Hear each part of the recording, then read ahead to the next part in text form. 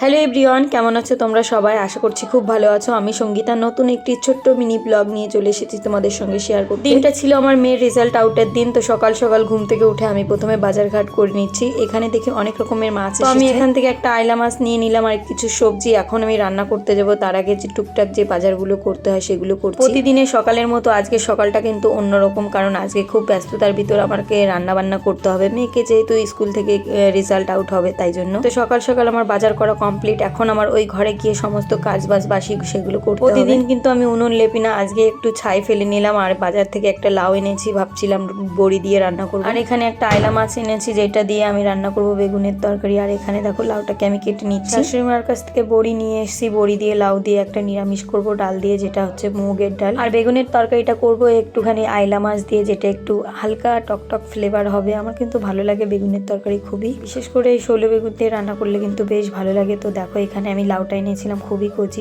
লাউটাকে এখন সুন্দর করে কেটে নিলাম। তারপরে কিন্তু আলুগুলো কেটে নিলাম, আলু দিয়ে করবো বেগুনের তরকারি। বেগুনের জন্য একটু বেগুন কম আছে, তাই জন্য কিন্তু আলু দিলাম। বিশেষ করে আমি কিন্তু বেগুনের তরকারিতে অতটা আলু মালু পছন্দ করি না, কিন্তু আজকে মনে হলো যে বেগুনটা কম আছে, একটু আলু দিই। কড়াইতে তেল দিয়ে আমি প্রথমে আলুটাকে ভাজতে শুরু করলাম। আর এদিকে কিন্তু আলুটা আমার ভাজা হয়ে গেছে। তারপরে কিন্তু জল আর হাঁড়িতে চাল বসিয়ে দিলাম। রান্নাও তো তাড়াতাড়ি করতে হবে, মেয়েকে স্কুলে নিয়ে যেতে হবে। আজকে কিন্তু 12টার সময় রেজাল্ট দেবে, তাই বলে তোমরা কে আমার মতো বেগুন ঝোলে দিয়ে রান্না করো অবশ্যই কিন্তু কমেন্ট করে জানাবে। এই কালো কড়াইতে রান্না করলে না একটু বেগুনের তরকারি কালো হয়, কিন্তু এই কড়াইটা রান্না করতে করতে আমার এতটা সুবিধা হয় আর অন্য কোনো কড়াই দিতে ইচ্ছা করে না। দেখো আমার কিন্তু বেগুনের তরকারিটা ফোড়ন দেওয়া হয়ে গেছে, জিরে আর রাঁধুনি ফোড়ন দিয়ে। তারপরে কিন্তু আমি অনেকগুলো বড়ি ভেজে নিচ্ছি। বড়িগুলো ভাজা হয়ে গেলে তার ভিতরে দিয়ে দিলাম ডাল। এখন ডালটাকে ভালো করে একটুখানি হালকা ফুটাবো, মুখে একটু বাঁধবে তাহলে ভালো লাগবে। তারপরে দিয়ে দিলাম লাউ। লাউটা দিয়ে এখন ভালো করে হলুদ নুন দিয়ে আর বড়ি দিয়ে লঙ্কা দিয়ে মোটামুটি কিছুটা টাইম কষানোর পরে যখন একটু জল ছেড়ে দেবে, তারপরে কিন্তু আমি বড়িটার তরকারিটা নামিয়ে নেব। কড়াইতে তেল দিয়ে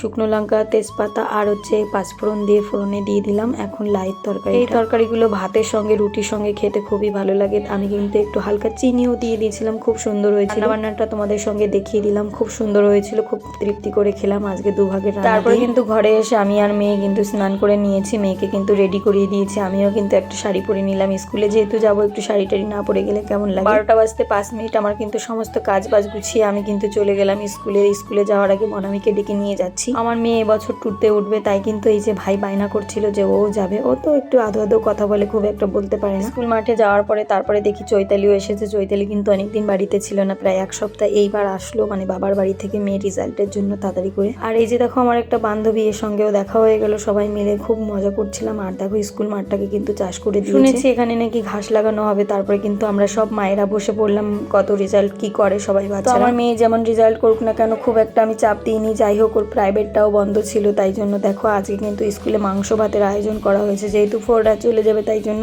আমরা সব মারা এখানে দাঁড়িয়ে আছি আর বাচ্চারা কিন্তু খাওয়া দাওয়া করছে। তো আমি তারপরে বিকালবেলা গিয়ে এই যে কাটতে শুরু করে দিলাম। আমাদের এখানে লাইনের কাজ করার সময় এই গাছটা কেটে ফেলেছে, আমাদের কাঁঠাল গাছে কিন্তু এবার অনেক কাঁঠাল ধরেছিল, তবু কাঁঠাল গাছটা কেটে ফেলেছে। তো চলো বন্ধুরা, আজকের মিনি ব্লগটা কেমন লাগলো অবশ্যই কমেন্ট করে জানিও।